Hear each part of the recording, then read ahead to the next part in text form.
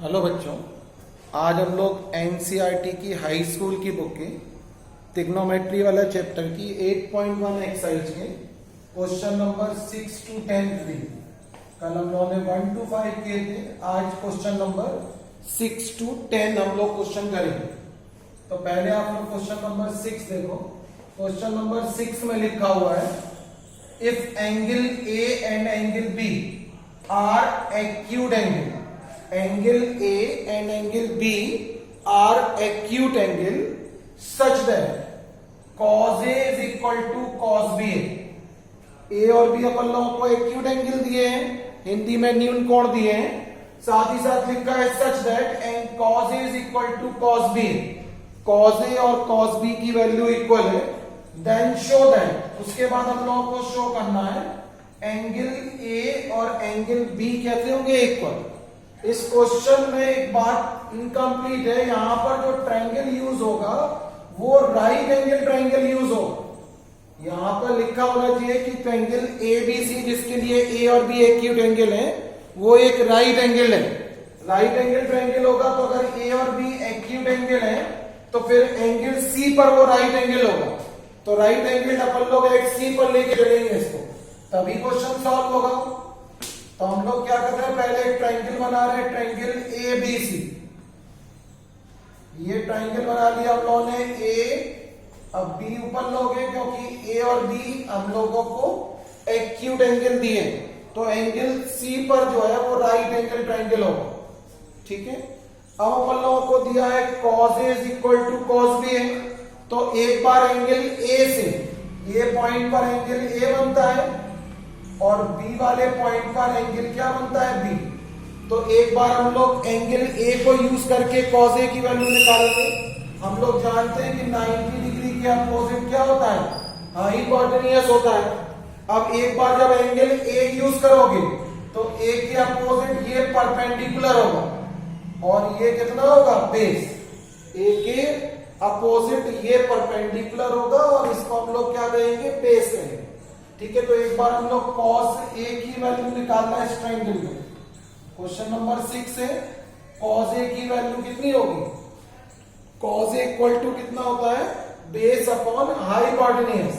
तो बेस यहां पर कितना है AC, एंगल A के लिए बेस AC है और हाइपोटेन्यूज कितना आएगा AB। ठीक है ना, तो cos A की वैल्यू निकल गई। अब हम लोग वैल्यू निकालेंगे cos B की। तो cos का मतलब तो बेस अपॉन हाइपोटेन्यूज ही है, लेकिन जब एंगल B के अकॉर्डिंग क्वेश्चन चलाओगे तो B के अपोजिट ये परपेंडिकुलर होगा और ये क्या होगा बेस। जिस एंगल की बात होती है उसके अपोजिट परपेंडिकुलर होगा। तो cos B की वैल्यू कैसे निकलेगी, cos equal to base upon hypotenuse होता है। तो इसके लिए एंगल B के लिए बेस कौन है BC और हाइपोटेन्यूज तो चेंज होता नहीं है, वो AB। इक्वेशन सेकेंड मान लो इसको। अब हम लोगों को ये गिवन है, बिकॉज ऑफ गिवन दैट, क्या गिवन है cos A equal to given है cos B। cos A की वैल्यू कितनी है AC upon AB, cos B की वैल्यू है BC अपॉन AB। तो AB से AB कैंसिल हो गया, तो AC इक्वल टू कितना हो जाएगा BC।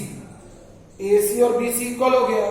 किसी भी ट्रायंगल की हम लोग थ्योरम पढ़े थे 9th में, अगर किसी ट्रायंगल की दो साइड इक्वल है, AC और BC इक्वल है, तो उनके अपोजिट एंगल भी इक्वल होते हैं।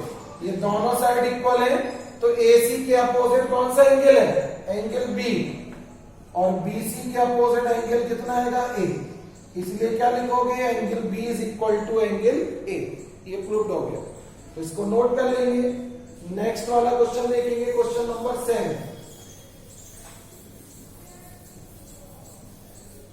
तो क्वेश्चन नंबर 7 में देखो, तो क्वेश्चन नंबर 7 में अपन लोगों को cot A की वैल्यू गिवन है और नीचे जो वैल्यू पूछी है वो हम लोगों को फाइंड करना है।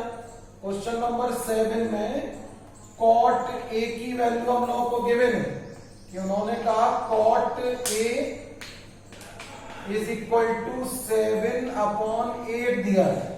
तो सबसे पहले अपन लोगों को क्या फाइंड करना, 1 प्लस साइन ए 1 माइनस साइन ए, इनकी वैल्यू फाइंड करनी है, ठीक है ना। तो हमें यानी साइन की वैल्यू चाहिए पड़ेगी, फिर इसमें पुटअप करोगे तो इस पूरे की वैल्यू निकल आएगी, इसको इवेल्युएट करना है। तो इवेल्युएट करने के लिए हमें साइन की जरूरत पड़ेगी। तो पहले हम लोग कॉट से किसकी वैल्यू निकालेंगे, साइन की। तो कॉट से साइन की वैल्यू कैसे निकालेंगे, पहले एक ट्राइंगल बनाएंगे, ठीक है ना। एक ट्राइंगल बना लिया हम लोगों ने A B C, A point पर एंगल ए होगा, ये 90 डिग्री का एंगल बना लिया। 90 डिग्री के अपोजिट हम लोग जानते हैं हाइपोटेन्यूज होता है। देखो कॉट ए इक्वल टू क्या होता है, बेस अपॉन परपेंडिकुलर होता है कॉट की वैल्यू, ठीक है ना। तो एंगल के अपोजिट क्या होता है, परपेंडिकुलर। तो परपेंडिकुलर की वैल्यू कितनी हो गई, 8, ठीक है ना। और 90 डिग्री के अपोजिट क्या होता है, हाइपोटेन्यूज होता है, और जो बच गया वो बेस है। तो यहां पर बेस की वैल्यू कितनी हो गई, 7। सबसे पहले तो अपन लोग ट्रायंगल की थर्ड वाली साइड इससे फाइंड करेंगे, यानी AC फाइंड करेंगे। तो पाइथागोरस थ्योरम इसमें हम लोग लगा रहे हैं, in triangle ABC by Pythagoras theorem. Pythagoras theorem में क्या होगा, 90 डिग्री के अपोजिट जो साइड है उसका स्क्वायर, यानी AC स्क्वायर इक्वल टू हो जाएगा AB स्क्वायर प्लस का BC स्क्वायर।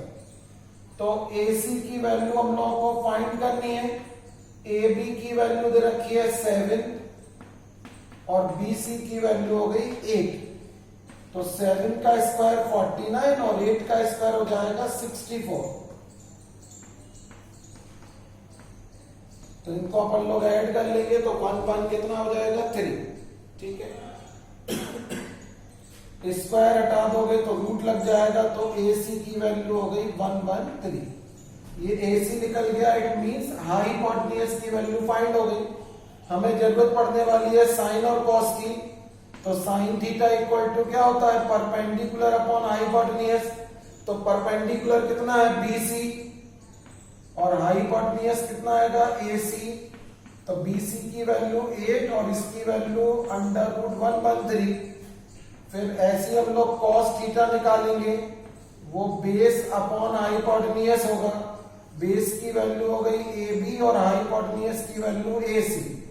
तो इसी को हम लोग लिखेंगे 7/√113। इसका आंसर हो गया, साइन और कॉस निकल लिया।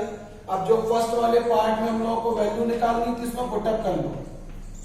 फर्स्ट वाले पार्ट में हमको इसको इवेल्युएट करना है, 1 प्लस साइन और 1 माइनस साइन, और अपॉन में लिखा हुआ है 1 प्लस कॉस और 1 माइनस कॉस।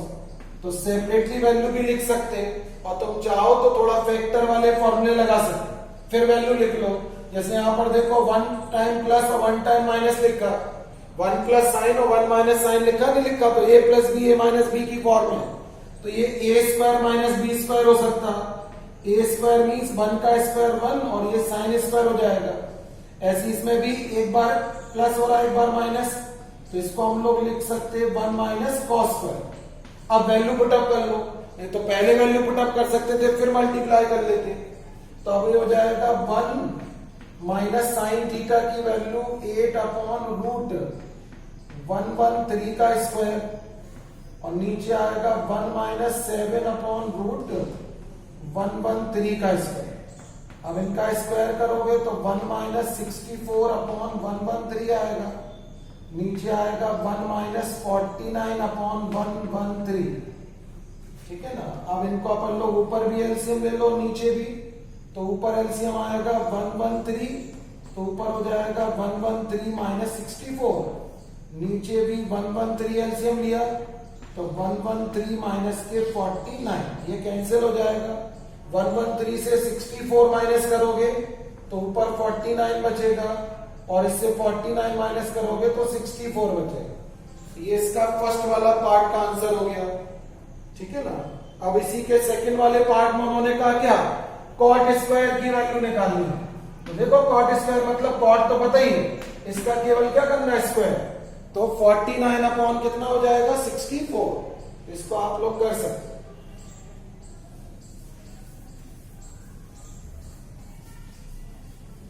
क्वेश्चन नंबर 8 देखो। क्वेश्चन नंबर 8 में लिखा हुआ है 3 cot A इक्वल टू 4।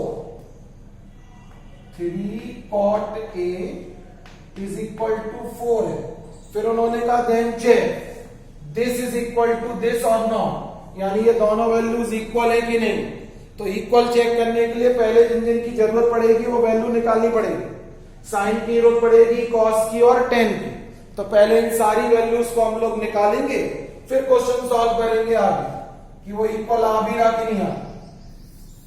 तो वैल्यू निकालने के लिए पहले हम लोग 3 cot इक्वल टू 4 है, तो cot इक्वल टू कितना हो जाएगा 4/3। ये cot की वैल्यू हो गई 4/3 हो गई। हम लोग ट्रायंगल बना के थर्ड वाली साइड निकालेंगे, फिर साइन कॉस की वैल्यू निकालेंगे।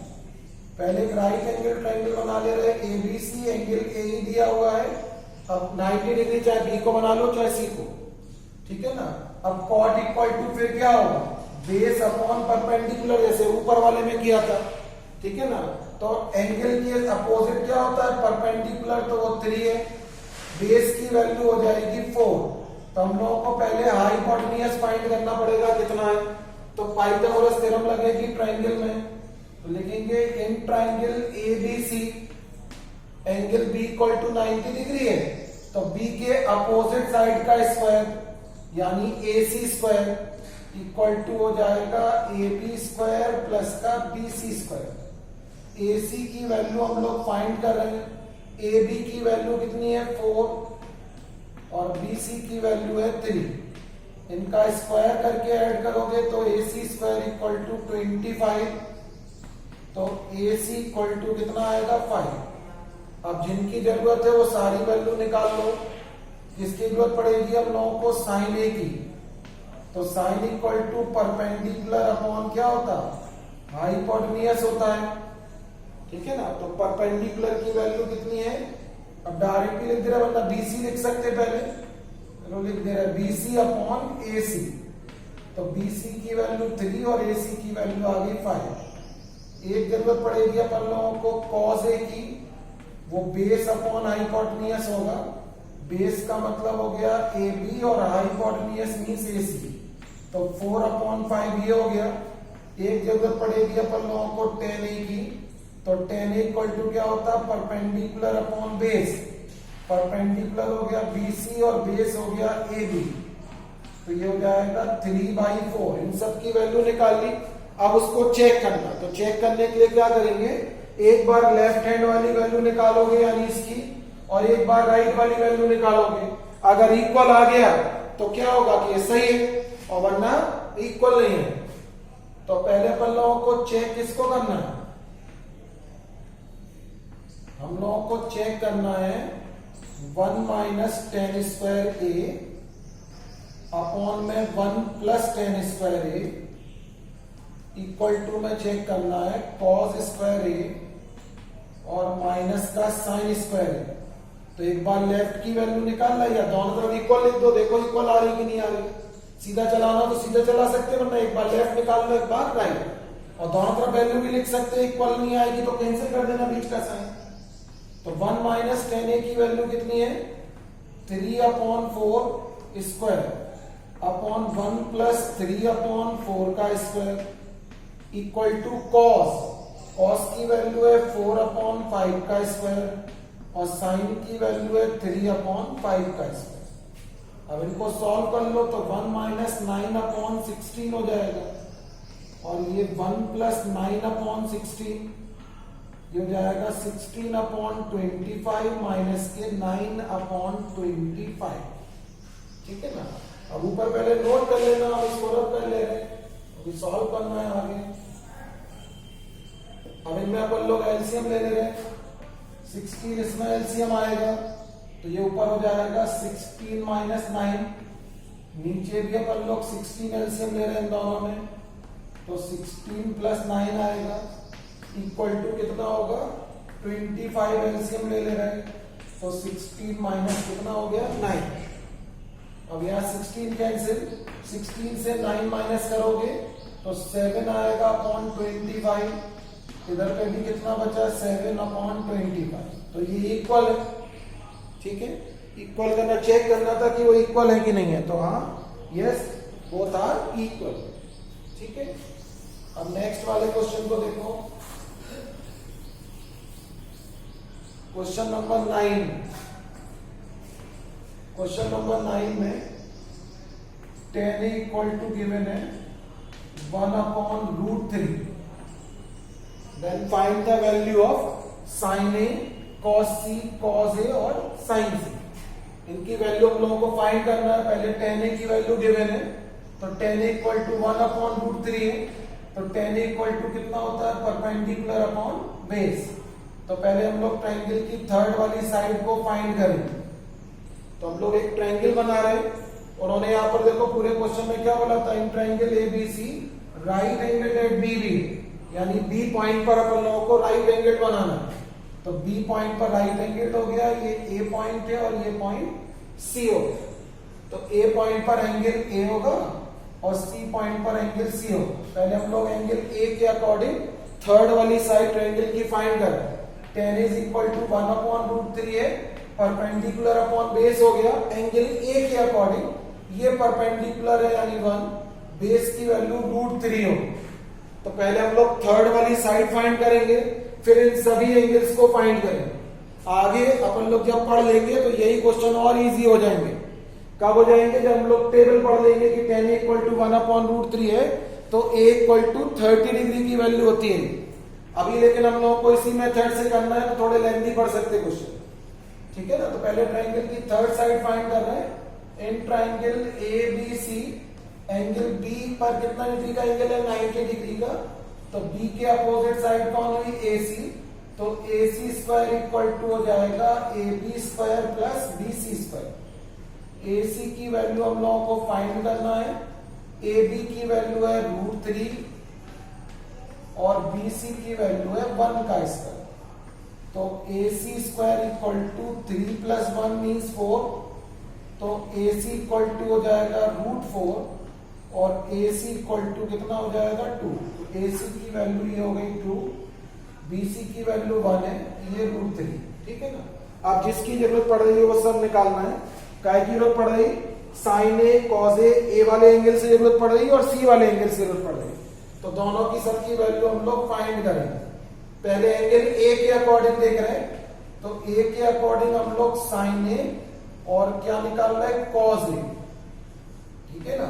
तो एंगल A के अकॉर्डिंग देखोगे तो ये परपेंडिकुलर है, ये बेस कहलाएगा, हाइपोटेन्यूज चेंज नहीं होगा। तो sin इक्वल टू क्या होता है, परपेंडिकुलर अपॉन हाइपोटेन्यूज। तो परपेंडिकुलर कितना है, BC और हाइपोटेन्यूज कितना आएगा, AC। तो ये हो जाएगा 1/2। फिर cos A की वैल्यू फाइंड कर रहे हैं, तो cos A इक्वल टू क्या होता है, base upon hypotenuse. Angle A के अकॉर्डिंग बेस कौन है, AB, और हाइपोटेन्यूज कौन है, AC। तो ये कितना हो जाएगा √3 और अपॉन में कितना होगा 2। ये एंगल A के अकॉर्डिंग वैल्यू निकल गई। अब C के अकॉर्डिंग वैल्यू हम निकाल लो। C के अकॉर्डिंग निकालेंगे वही sin C और cos C। अब C के अकॉर्डिंग निकालोगे तो C के अपोजिट अब इसको परपेंडिकुलर कहोगे और इसको अब क्या कहेंगे, बेस। तो sin इक्वल टू होता तो परपेंडिकुलर अपॉन हाइपोटेन्यूज है, लेकिन अब ये परपेंडिकुलर कहलाएगा AB और हाइपोटेन्यूज चेंज नहीं होगा, AC, ठीक है ना। तो ये हो जाएगा √3/2 और cos C equal to base होता तो बेस अब कहलाएगा BC और हाइपोटेन्यूज तो AC है, तो ये हो जाएगा 1/2। अब जिसकी वैल्यू निकालना उसमें पुटअप कर दो। जैसे फर्स्ट वाले पार्ट में हमें इसकी वैल्यू निकालनी है, sin A cos C और प्लस के cos A और sin C इसकी वैल्यू निकालनी है। तो sin A की वैल्यू कितनी है, 1/2, cos C की वैल्यू 1/2, cos A की वैल्यू √3/2 और sin C की वैल्यू भी √3/2। नीचे में एलसीएम ले लेंगे तो 4 एलसीएम आएगा, 2 2 जा 4, तो ऊपर ये आएगा 1, ये 4 कैंसिल, √3 का मल्टीप्लाई करोगे तो 3, तो ये हो जाएगा 4/4 इज इक्वल टू 1। इसकी वैल्यू 1 हो गई। ऐसे इसका सेकंड वाला पार्ट आप लोग अपने आप करोगे, ठीक। क्वेश्चन नंबर 10 देखो।